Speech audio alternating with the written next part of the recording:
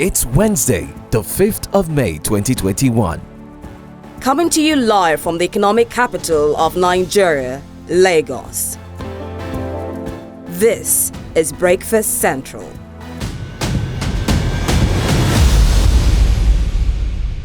On the 5th day of Christmas, my true love. Nah, it's not even Christmas yet. All right, it is a bright Wednesday right here in the city of Lagos. Thank you for making it a date with us on Breakfast Central. My name is Oluchi Inabong, and it's still not Christmas. At all. It's not even there. Well, good morning to you. Good morning, Africa. We are set to bring you the latest happenings across the continent and beyond. My name is Olisa Chikoma. And of course, we'll begin the show today with our headlines. Well, Nigerian students offered to 19 scholarships. What a big one for her. And talking about the parliament, Nigeria's parliament summons heads of security agencies. More to come. Well, we'll take you to Tanzania, where women call for more participation in politics to follow the lead of their current president. Funeral rites begin today for the South Africa Zulu Queen. More details. In the world of entertainment, it's Wakanda Forever as Marvel reveals Black Panther sequel. And of course, in the world of sports, we're looking at Man City and the way forward with Olisa.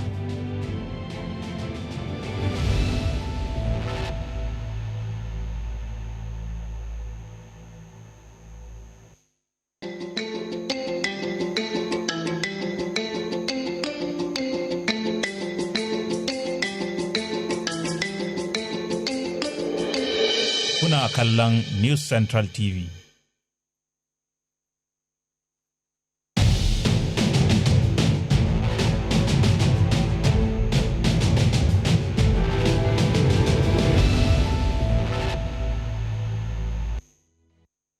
Thank you very much for sticking with us on this fine Wednesday morning. You are watching Breakfast Central on News Central. Now let's bring you some of our top stories today.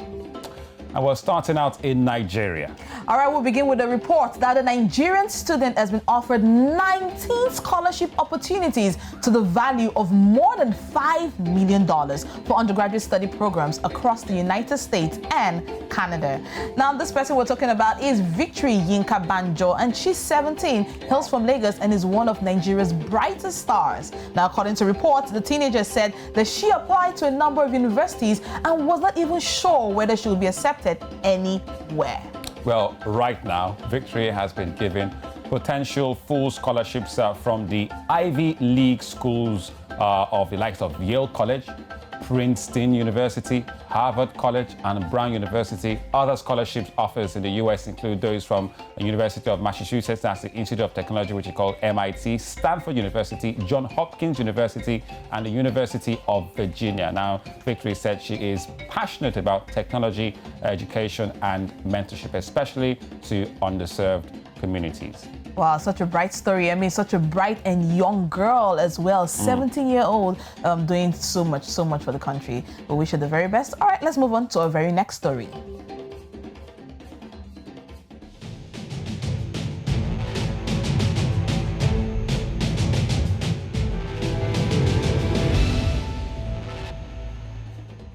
And we're still sticking with Nigeria, where the parliament in the country has summoned the nation's security chiefs and heads of security agencies to appear before it on May the 6th, which it will be tomorrow. Now, President of the Senate, that's Ahmad Lawan, says the interaction with lawmakers will focus on ways of solving and escalating a security crisis in the country. Now, Lawan also, what he came out to do, he urged lawmakers that they need to remain open-minded during the expected dialogue, especially if there's a need to provide funds to tackle kidnapping, tackle banditry, and terrorism. All right, many might look at it as quite one in the making. We'll still have more top stories right here for you on Breakfast Central. And we're going straight to South Africa.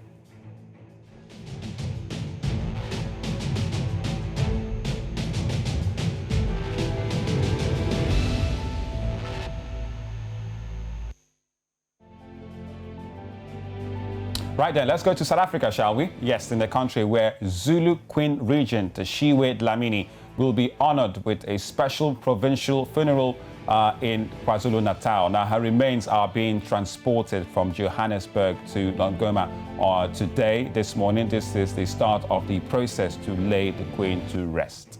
Now, in terms of Zulu culture, she will be laid to rest in the evening in a service observed by a few members of the royal family. Now, this is similar to a method in which her late husband, King Goodwill, was laid to rest. Now, her burial comes amidst controversy over a late husband's will. Now, we are now joined by South African journalist and editor Diane Hawker. Well, Diane returns back to breakfast this morning. Diane, good morning to you. Good morning to you. All right, Diane, the Queen's remains will be transported to KwaZulu-Natal today. What can you tell us about the burial process? Well, what we know is that the Queen's remains will be leaving the mortuary here in Johannesburg, where she's been housed in Hillbrow, and then will be taken by a delegation from KwaZulu-Natal.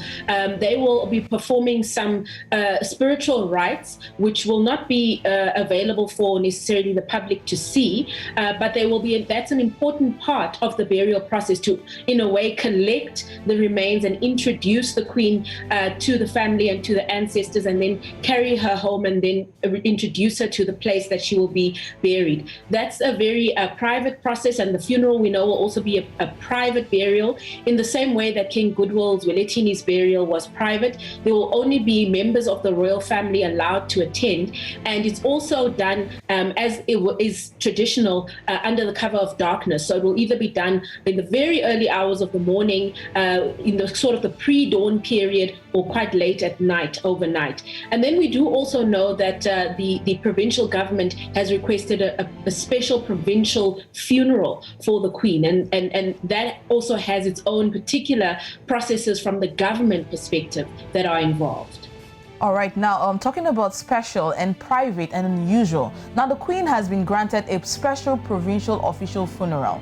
Is this unusual? And if yes, what does this really entail? Well, we have seen that certain people who have had influence in South Africa have been given either special funerals at a national category, which is the highest level, and we've seen that mainly for struggle stalwarts or from people who worked in government who are considered to be, real contributors to South Africa's history. And then the provincial funerals are usually reserved for people who, within a particular region or area, have been major contributors. The Queen did have a number of programs that she ran in the KwaZulu-Natal region, mentorship type programs for the people there, and she was quite well regarded in KwaZulu-Natal, and that's the reason why the Premier there has asked for a special provincial funeral. What that will entail is that it will have some police formations that are done, some official ceremonial aspects like people performing, I don't know what you call it there, but there's a bit of ceremony that would be involved with that. And generally also then the family is given a South African flag, which usually when the burial is still to happen goes over the coffin. So we'll just have to see in this instance, since she will already be buried, what will take place with that flag. But usually the flag is draped over the coffin before it's brought into the ceremony room, and it stays there for the duration of the ceremony, and then afterwards it's folded up by someone from the police service and handed to the family as a mark of respect and recognition from the nation. All right, Diane, we know that there is still, the ongoing controversy about the will of the late King Goodwill Zwelithini. Now, take us through what is happening right now in that regard. Absolutely. There are family members who have contested the will, and it actually has turned into quite an ugly public spat, because we're seeing different press releases coming from different portions of the family. But some of the senior members of the Zulu royal family have essentially called for calm during this period, saying that in the meantime, while the Queen is still being laid to rest, there shouldn't be any further discussion on this issue, and that those who have raised this issue should wait until afterwards, when there would be family meetings to discuss further what is going on. We know that those who have raised concerns are the first queen, Queen Sibongile Dlamini, who's not related to this queen, but her surname is also Dlamini, and her children have actually also raised a concern about this process, saying that they believe the signature on King Goodwill Zwelithini's will was actually forged, and that it's not his signature. Wow. All right, finally, Diane, Queen Dlamini Zulu was tasked with acting as a regent after the passing of King Goodwill Zwelithini. Is there any clarity on who will play this role now that she has passed on? At this point, there isn't any clarity, and we will closely be watching those family meetings to see what the outcome will be. From the perspective of the Zulu royal family, they have said that they want the Queen to be buried and also for the memorial service to be held on Friday. And after that, they will have some meetings in which they will make this decision and then make an announcement. Of course, it's quite a tense period because she was only made Queen Regent a few weeks ago, and the anticipation was that she would hold this position until the family was able to then move to the next stage of actually appointing the king, who is anticipated to be one of her sons. But there were some requests that were made that he needs to be married and other things needed to happen first. So now essentially the Zulu kingdom is in a bit of limbo, and everyone here in South Africa is actually watching the whole situation very closely to see what happens next. Well, Diane, I suppose it's a case of royal squabble and hostility suspended for now, at least until the burial. But thank you very much, Diane Hawker, once again for joining us out there from Johannesburg, South Africa. Thank you so much. All right, now it is with what's going on in South Africa and the Royal Rumble, if I may say, in that situation. Let's just see how it goes. I mean, the terms they're giving to having a king is that the man must be married. So apparently some of her sons or the son in question is not married. And I'm sure, in other tribes or other, cultures around Africa, watching what's going on right now and what's going on in South Africa with the Zulu royal family. But the burial has to go on first. Then we can talk about it. Let's go back to the family matter and the squabbles. It makes me want to wonder if I have somebody who might just be interested in just applying. I mean, I could have an in-law from South Africa. Royalty opens doors, All right, so we've got the newspaper review up next right here on Breakfast Central.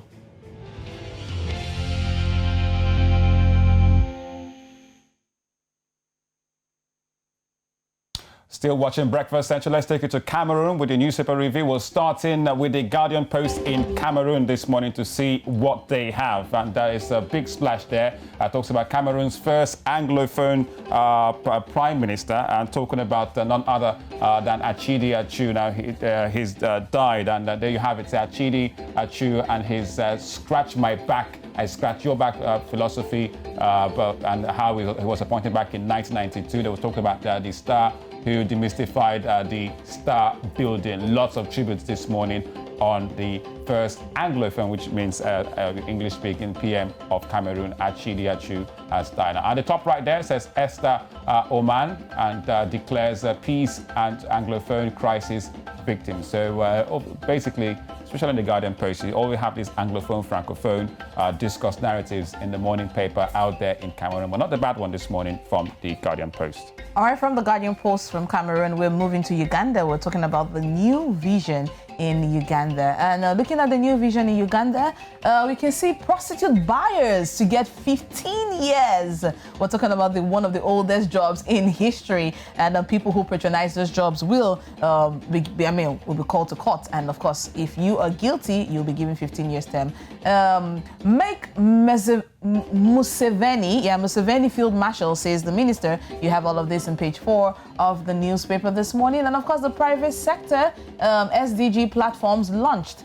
You have this and a whole lot more. Talking about the generals that were decorated. Wow, this was just done recently, but you have more details in the new vision. Page 4, all for you. Yeah, well, looks like you're not putting your head on anybody's shoulders quite soon. No. Red lights are speaking. Okay, let's leave there and go straight to the Punch in Nigeria from Uganda. So we're going to West Africa, Nigeria, and they've got an interesting one there. Quite a busy paper, the Punch as always. It says, ACF Ohaneze, PDP slammed the President Buhari as presidency alleges a coup plot. So you want to find out more on that on page 2 of the Punch, but a big front page there. Now, also on the front page, pictures about, rallies and protests going down outside Parliament yesterday in Abuja. So parents of 29 college students still in kidnappers' den protest at the National Assembly. So this was in Abuja yesterday. Really, really sad. They are calling for the government to do something because their children, their students are still under the bandits' custody. And also we have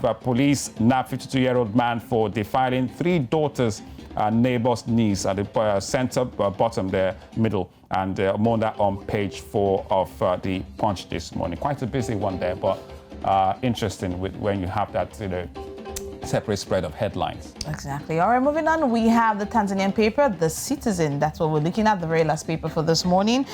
Looking at it, you will see that the Tanzania president and the Kenya president, they reset ties by signing big trade deals. This will be for the benefit of both countries in question. More details you will get in page 2 of the Citizen paper.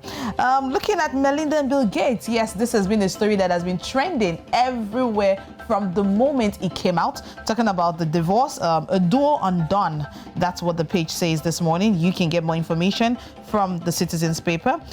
Joy as government abolishes charges on higher education loans. A good story to read. More details from the Citizen this morning. Right there, so there you have it for the front pages. And up next will be, yes, as we stand, the Africa Report right here on Breakfast Central.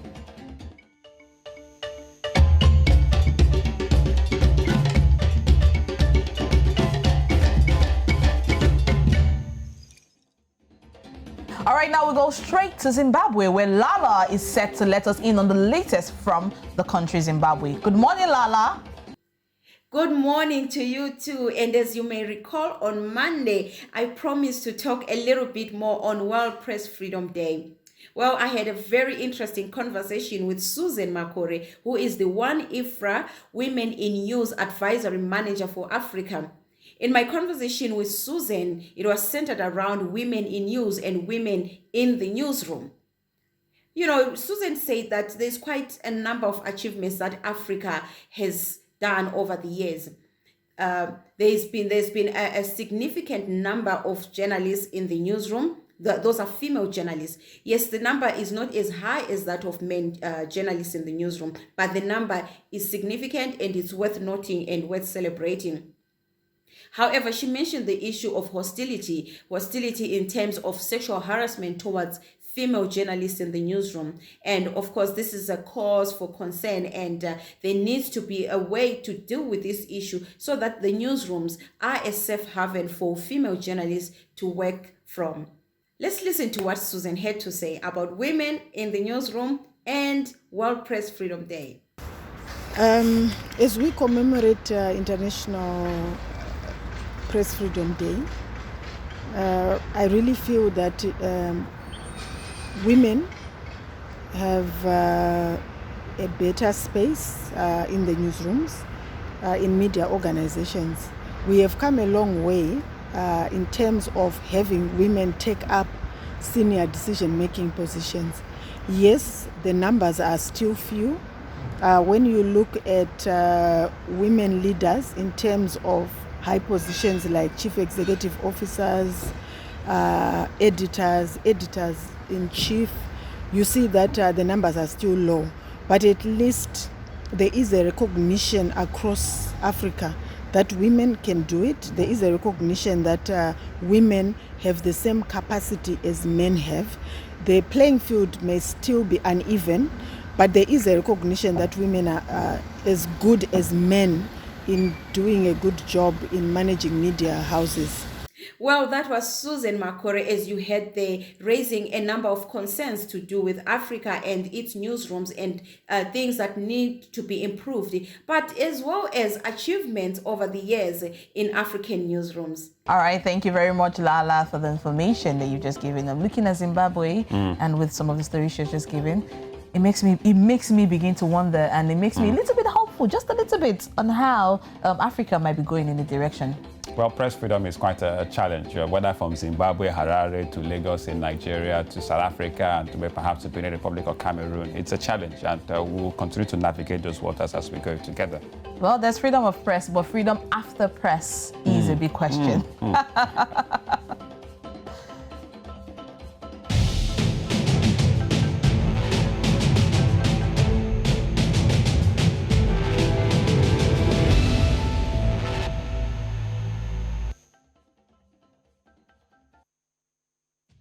All right, still Breakfast Central on a Wednesday morning with Olisa and Oluchi. And now it's time to talk about women in politics. All right, now women have actually made great strides forward in obtaining a vote and a right to be elected in political offices and in many African countries. But right now, they comprise of only 24% of the over 12,000 parliamentarians in Africa. Now 25% in the lower houses and about 20% in the upper houses of parliament, and less than 5% of heads of state worldwide. Now, while local government is often hailed as a training ground for women in politics, women constitute a mere 21% of councillors. In Kenya, Cameroon, and Ghana, traditional perceptions of women as inferior to men prevail as many people uphold cultural practices which enhance the subordination of women. Now, at a global level, the Sustainable Development Goal 5 on gender equality provides for the increase and meaningful participation of women in political decision making. Now, this global agenda is to be achieved by 2030, and it will remain a dream if Africa does not change its systems, its practices and policies to ensure that more women sit on the political decision-making table. Now, while some African countries have surpassed the 50% mark of women in political decision-making at a parliament level, there is a need to cultivate enabling grounds for local government level to cabinet level for women to participate in politics. Now, we have now joining us right here on Breakfast Central. Yes, Folakemi Falana. She is a women's rights activist and entertainment lawyer. Folakemi, good morning to you. Welcome to Breakfast Central. Oh, good morning. It's nice to join you this morning. All right, Folakemi, let's begin by understanding what it means to even have women in politics. To be honest, historically, women have not been taken seriously, whether in politics or, in society generally. Africa and Nigeria in general has been patriarchal, and so women have not been given, equal rights in general, whether the right to be heard, the right to work, all rights for women have not been equal compared to men. And so, this is something that activists have been, fighting for. And yes, we're, finally seeing some change, but it's still not enough. 20-something% is still far too little, and we really need to do better. All right. Well, so far, Folakemi, only 10 women have become presidents in Africa. Also, women comprise over 24% of the over 12,000 parliamentarians in Africa. That's 25% in lower houses and 20% in upper houses of parliament. And this number is really poor compared to the number of women on the continent. Now, how would you react to these figures? Like I said, we're still far from where we need to be, and we need to keep having these conversations. We need to keep fighting for change. We need to continue to get to the point where we need to be. And until we're past having this first female chief judge, first female president, first female this, first female that, until we leave that place and until we get to the point of equality and equity, we need to continue to work to strive for better. All right, talking about equality, I know there was a bill that was brought out in 2016. That is the equal opportunity bill that was being sponsored by Olujimi, and this was in 2016. And this is what 2021, almost 5 years after, and the bill is still sitting on the table in the Senate. Now, Africa is hoping to have more women with these equal opportunities participate in all levels of political decision making without hindrance, without fear, and with full support. But what is the first step we need to do in achieving this?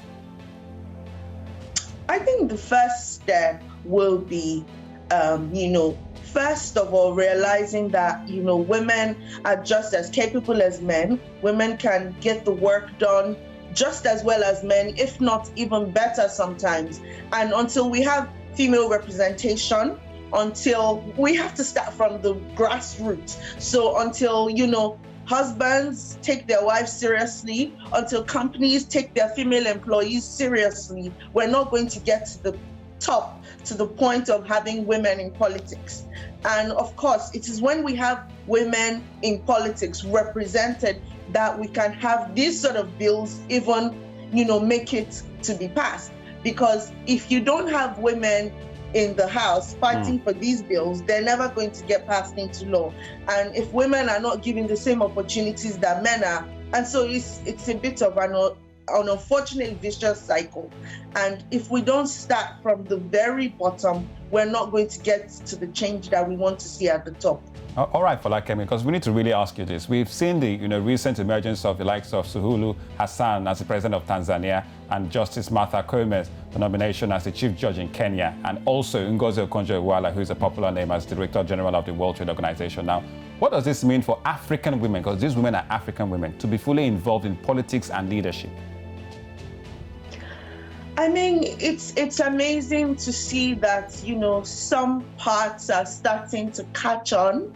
And that we're starting to get to the point where we need to be. It's a lot of women were excited to see Ngozi Okonjo-Iweala, because that's somebody we know, that's somebody, women can identify with, Nigerian women can identify with, and it was such an exciting time for women, and a lot of women were getting their young girls to even, take the challenge on social media. And I'm sure you saw a lot of pictures of young girls, having the head wrap and the glasses and, posting that on social media. It was something that was, such a delight to see.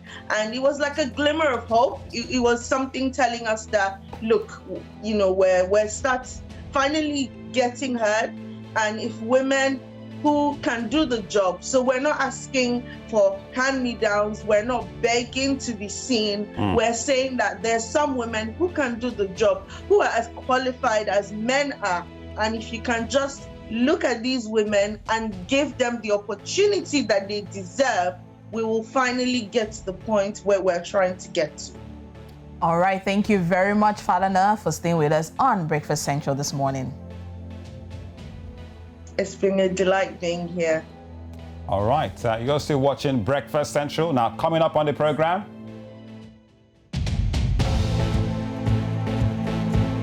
well, all about Riyad Mahrez's double to send Man City into the Champions League final. In the world of entertainment, Marvel reveals Black Panther sequel. And all about the COVID-19 updates, the latest right here on Breakfast Central.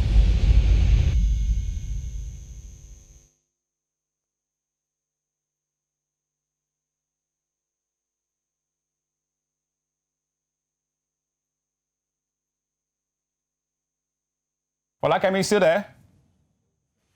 Folakemi, you still there? Oh. Can you hear us? Can you hear us now? Thank you very much. Thank you. Okay. But I do well, now try. We finish everything in 30 minutes. Nice. See, oh yeah.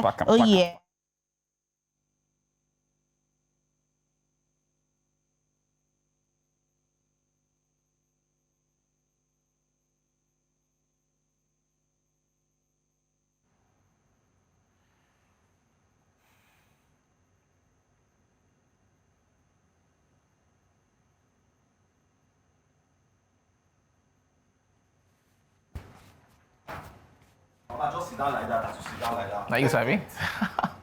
Okay. Down, look your prompter now. No, I don't say make you. You do okay. Look yourself on screen now. Okay. See as but when you bend like this. Yeah. So, I did watch all those videos at the bend. I did. That's swag now. So I won't keep. Yeah. I don't see it now.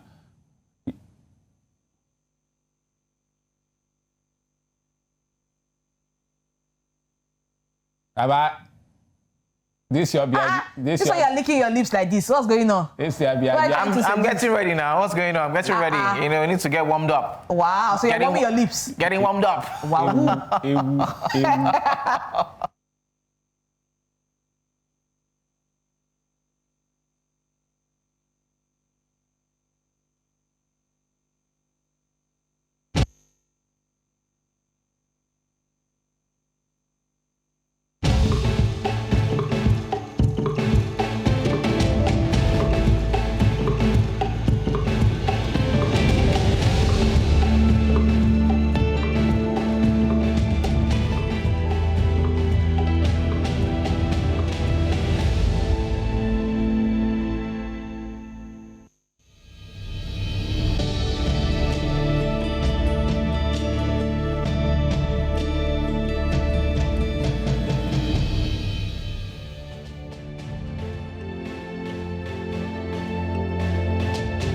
You are still watching Breakfast Central on News Central. Don't forget, you can follow us on all our social media platforms. We are at News Central TV on Instagram, Facebook, Twitter, and YouTube.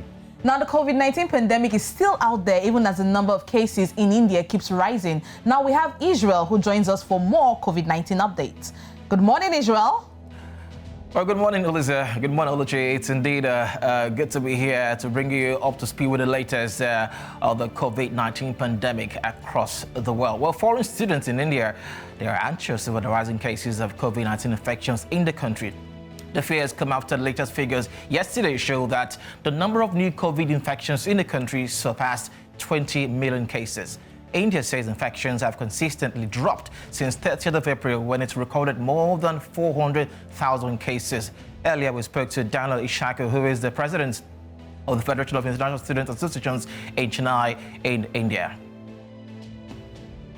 Well, indeed, the number of confirmed COVID-19 cases in Africa has reached over 4.5 million. This is according to the Africa Centers for Disease Control and Prevention, Africa CDC. The death toll from the pandemic stood at over 122,000, while 4.1 million patients across the continent had recovered from the disease. South Africa, Morocco, Tunisia, Ethiopia, and Egypt are among the countries with the most cases on the continent. Now, in terms of the number of cases, Southern Africa is the most affected region. It is followed by Northern Africa and Eastern Africa regions, while the Central Africa region is the least affected region in the continent, according to the Africa Health Agency. Well, that's indeed some of the latest updates around the continent and indeed around the world when it comes to stories surrounding the pandemic. Olisa? All right, Israel, thank you very much for that one. So clearly, it's India, clearly that's the, in terms of the rising cases of coronavirus in the world. And we do that, we have lots of African students, based there. So thank you very much for that one, Israel. Many thanks. All right, looking at India, India used to be a place for medical tourism. That's where a lot of people... Or perhaps still is. Well, right now we have a lot of countries that are restricting people who are coming from India to enter their country because of the strain of COVID-19 that is skyrocketing, and the numbers are going haywire in India. So it begs to question now the healthcare system that a lot of people go there to patronize. Right now it's collapsing on the world. Precisely. Yeah. It's quite unfortunate. All right, we still have more right here on Breakfast Central on News Central for you. The India situation, clearly, in terms of the global scale, is rising, and also in the world of sports. The IPL, which is the biggest cricket lucrative business there, has been suspended. In fact, countries are looking at pulling back their players back. But what does that mean? Does it mean testing those players? Does it mean quarantining them? That is the big issue. Right then, up next, entertainment right here on Breakfast Central.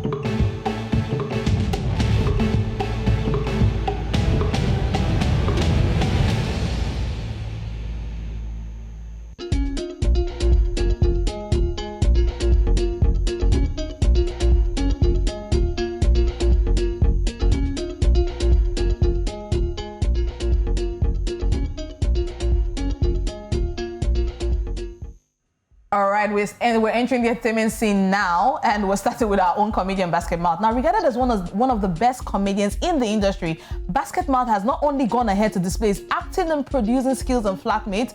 This time around, this entertainment guru has decided to take it a step further. Let's bring in Sam Dandy to tell us more. Hello, Sam. Hi, Oluchi. That was really nice. That was really nice. Okay, so let's get right into it, right? So, of course, 42-year-old comedian Basket Mouth yesterday premiered a short film. Now, of course, we've seen him do this not just as a comedian, but also as an actor. Now, The Confession of a Bandit is what it's called. The top comedian and film producer first announced the short film on the 28th of April, right? With a poster and a little detail. So it was a little teaser, right? But he took to social media yesterday to post, and then he tagged it something must kill a man. And in fact, while it's exciting to see that, you can do as many things as possible, I like to call him Jack of all trades at this point. But then, yeah, of course, he stars Bucci, Senator, and Funny Bone in this particular short film. Now, in fact, I'm a huge fan of Burna of Basketball, because let's be honest, he's not just done acting, he's also done music. He dropped an album last year in October that was called Yabasi. He 10 tracks on that album featuring Flavor, Peruzzi, Waje, Ice Prince, Fino, and the list is endless. But I have a little sort of exactly that short film I want you to see. Let's watch this.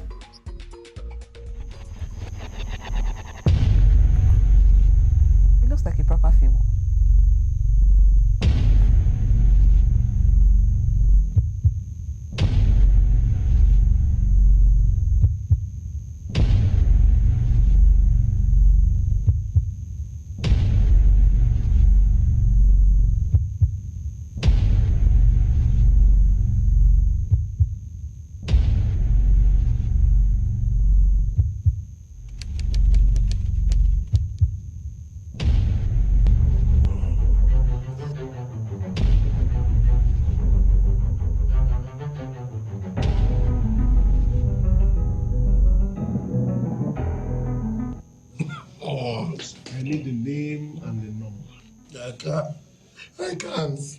I can't give you that number. Give us a name and a number.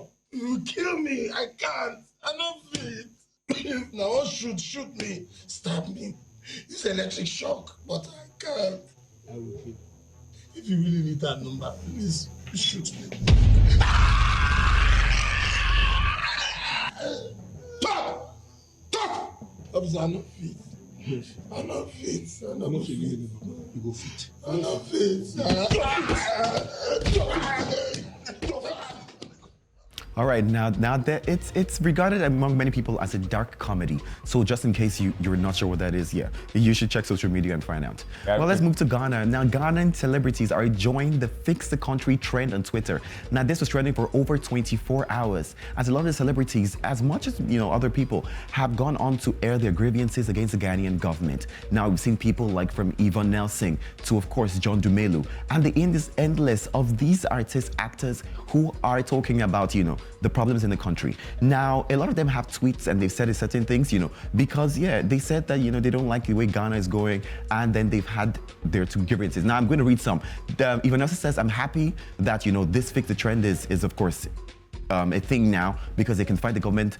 Dr. Drew says the youths are rising up, and a lot of people are trying to, fight that the government should, get up and do something, make a difference. Now, one particular social media user went ahead to tag both Sarkodie, Stonebwoy, and Shatta Wale, and he said that he's watching them because none of them have said anything about the Fix the Country trend that's happening on Twitter. Now, of course, only one of them decided to respond to Stonebwoy, and Stonebwoy said, that you know what, all these parties that we all know what the problem is, the parties going against each other, it's not going to help, and somebody must decide to do something about it. Now, it's very, very interesting. So if you're Ghanaian, and in fact, some people have also decided to go on to say, like Kwame, for example. Kwame was in an interview, and he said that, what, the major problem is not just Ghana, that if they were going to make changes, that let's not lie, it's not going to start from Ghana, it's going to start from Twitter itself, because people are toxic on Twitter. How bad news spreads faster than even good news. That when he puts out music, no one shares it. But now when there's something wrong, everyone is there. And yeah, a lot of people have been called out in Ghana saying that they supported the Nigerian EndSARS movement, but why aren't they on the Fix the Country trend? I mean, what can we say about that? Now let's move international. So Marvel has released or revealed the Black Panther sequel. Now it's not just about Black Panther, they had a lot of sequels they revealed, but then they sent out a nostalgic mega trailer, right? Now, of course, the sequel is from the 2018 film that starred Chadwick Boseman, who we love. Sadly, we lost him to colon cancer last year. But you know what? They've decided, I like the fact that the director, in fact, the Marvel community came out to say that, he played such an important role in representing that character. And for that reason, they will not be continuing the Black Panther person. Like, his character will no longer be continued, because, they don't want anyone to come and replace him because of the great role that he played. But yeah, aside from that, we know that there's a sequel, and it's going to be called Wakanda Forever. Black Panther, Wakanda Forever. And it drops in July. So now Marvel is doing a great job. If you're a Marvel fan, you know that they have a lot of movies coming out soon. In July, we have 2 movies. We have a Black Widow and a Black Panther coming out. And the list is endless, from Spider-Man all the way till next year. So in fact, I was blown away, even as a Marvel fan, because they had all the agenda all the way to 2023. You know, from all the movies, from Black Panther to Spider-Man to Marvel to I don't want to get the name of it wrong. So I just think it's interesting because, you know, if you're a Marvel fan, I think Olisa is a Marvel fan. Yeah, So I've been watching the release, the legacy trailers as we were watching yesterday. You know, I was blown away. So it's Wakanda Forever, but you just confirmed we're not going to be having a T'Challa character, right? That's what they're confirming, Sam Dandy. So we're not going to have somebody replace the late Chadwick Boseman. That's what you're confirming, right? Yes.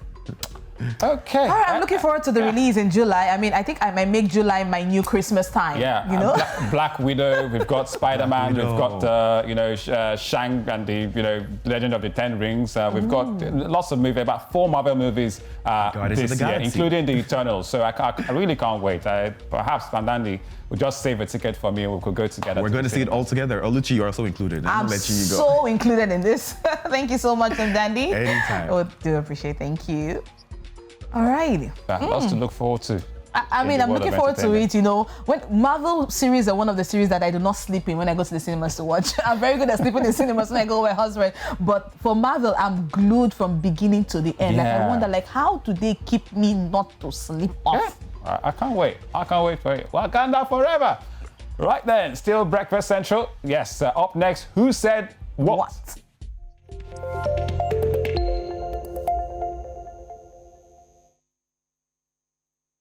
Now, more forget say person a celebrity or anything. More talk about real life. I want to see 6,500 naira food. 6,500. 6,500. I'm one blue. Now, more forget say person a celebrity or anything. More talk about real life. I want to see 6,500 naira food. 6,500. 6,500. I'm one blue. What? 6 Guinea. What? Did I hear, him correctly? That's 6 And did I Sang. see correctly? 6 Sang. That's what he's telling me. He paid for that small kunkulu food. How many meats? Count the meats. 1, 2, 3. Or to about at all. That is just 3. Oh my gosh. Oh my God. 6,500. That's equivalent to, in terms of dollars. That's over $10. That's over $10. We're looking at between 15. And if you go to a buffet restaurant, you eat for $9.99. So for less than $10, you will get a 5-course meal. And I'm paying $15 for tunkulu rice and 1, 2, 3 meats. Oh my gosh. All right. Let's know your opinion on that one at News Central TV. All right, here, Twitter, Instagram, everywhere. Let's get your opinion. 6,500 for that, feast, less than a fist pump of rice. Let me ask, if you're on a date with a girl. Which date? No, I'm just saying. Okay. If you're on a date with a girl and I mean they bring the food, and you see that and you're like, okay, I think this might be affordable. And you see the bill that comes with it, that's 13,000 for me and you. Are you gonna still be a gentleman and just keep quiet and say, okay, I hope I will be gentle, but I hope she's not gentle. Let's just leave it that way. All right, let's go straight to the world of sports. We've got Udoka and Joko, News Central's very own. Udoka, good morning to you. Good morning, Olisa. I definitely will not spend 6,500 on that plate of food. I mean, it's miserable. Even if I have a date, come on. Come on. And Udoka, you're a man who goes on so many dates, so you are the best authority on this.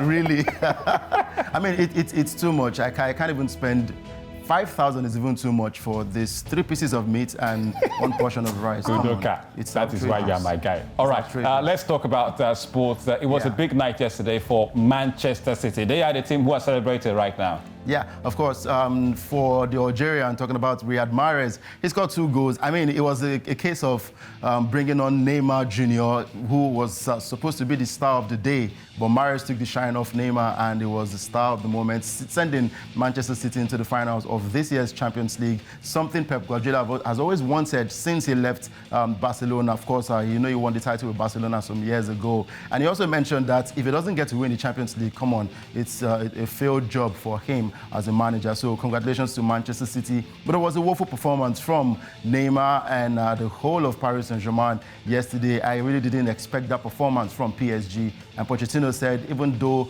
Mbappe didn't feature in that one, it wasn't enough excuse for them to lose that match to Manchester City. All right, Udoka. So big one for Africa because our very own Riyad Mahrez of Algeria scored the goals for that. But I think it's only for if we hear from the manager himself, Pep Guardiola, and also, yes, Mauricio Pochettino, what they make about that match yesterday. And yeah, what could I say? Incredible proud, and my first thoughts always for the players didn't play today. I know for them it's so tough, but they deserve to play. But everyone made his contribution in this Champions League season, and now it's time to enjoy it. Of course, we need one step to the Premier League. We have 2-3 weeks to prepare the final. Well, I think we played the game that we plan to play. I think we start really well. The game, creating chances, dominate Manchester City. That is not easy. I think not many teams can dominate a team like Manchester City. What was wrong? That sometimes in football you need this percentage of lucky, that sometimes in some period of the game. Yeah, but football changes quick, and essentially you need to be ready for when it changes. And especially with this team, PSG, it can change very fast, so we were ready. All right, Udoka. So interesting comments from both Pep Guardiola and Pochettino, and also Ruben Dias, who was the man of the match yesterday. So what does this really mean for City? It's their first final, isn't it? In the final for you. First final, and of course they'll be very, very happy to win this one for the players, for the management of the club, and of course the owners of the club. So it's a big one for City, but it depends on who they will get to face. Remember, we still have the likes of Real Madrid and Chelsea who will battle it out later today to see who will make it to the finals to take on Manchester City. They've done so well in the English Premier League, and it is time for them to be crowned European champions, talking about the Champions League now. But I don't like the comment from Pochettino saying that they played the game that they wanted to play. They didn't play nothing in that game against Manchester City. But once again, congratulations to the City fans. The celebrations, as we can see, Udoka, these are really, really loud celebrations from the City player. I think this is a dressing room, isn't it? Very, very interesting. Very, very. I think I just might switch sides and start supporting Manchester City. I mean, let's stop playing Thursday football. But, big game today. But the biggest news for me is that Sergio Ramos will be featuring for Real Madrid against Chelsea later tonight. So that's the big game. Chelsea versus Manchester Real Madrid. Well, for the Chelsea fans, should they be scared or should they just hope and believe? Of course, Chelsea, they have an away goal. They have an advantage over Real Madrid. Remember, the first leg ended 1-1, so Chelsea has an away goal advantage. But then Real Madrid, we know Zinedine Zidane. We know the experience he has in the Champions League. So they'll come with all guns blazing at Stamford Bridge. But, of course, Chelsea, with Thomas Tuchel in charge of that club, they are inspired and motivated. So we expect a big clash later tonight. All right, thank you very much, Udoka Njoku. We'll be getting more from you much later when it comes to In the Game. And I'm sure you'll be telling us the whereabouts of Jose Mourinho next. I think Jose Mourinho is back at basic. Thank you very much, Udoka. Thank you very much, Elisa. Right then. My eyes just couldn't get off the guy who was wearing pink in the dressing room. I mean, I'm vain like that. It's not my fault. All right, coming up later today on News Central TV. All right, catch In the Game from 10:30 a.m. West African time. There's entertainment for you at 5:15 with E Central. And of course, the Village Square Africa, 7 p.m. West African time.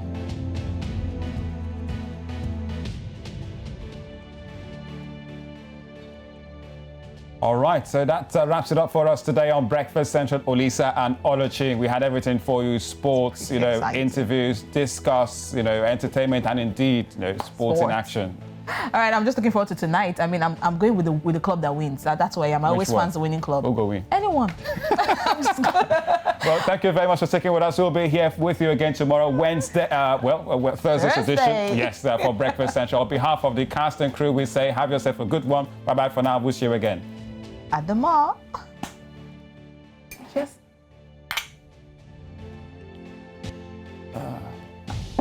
Okay.